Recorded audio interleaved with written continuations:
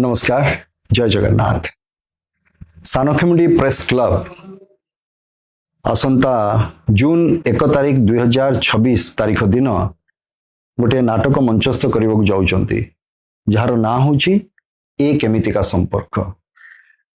से दिन संध्यारे ए नाटकटी मंचस्थ हम आसे नाटक को भावुची किसी समय मु आसबि से जगार चेष्टा करी किसी समय रहीकि उपभोग करने विगत वर्ष 2023 रे से सांबादिक बंधु माने समस्ते गोटे सेमती नाटक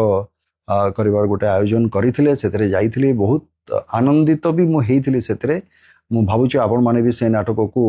बहुत भल भाव उपभोग करिथिबे एवं आशा करूची जे एई थर मध्य ठीक सेमिति भावरे बा ताठू बेसी आपण माने हमर जो नाटक सांबादिक बंधु माने करूचंती ए केमितिका संपर्क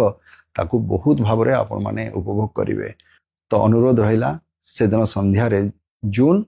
1 तारिख संध्यारे निश्चित भावरे आपण माने आसीबे से नाटक को देखिबा पई रहिली। धन्यवाद।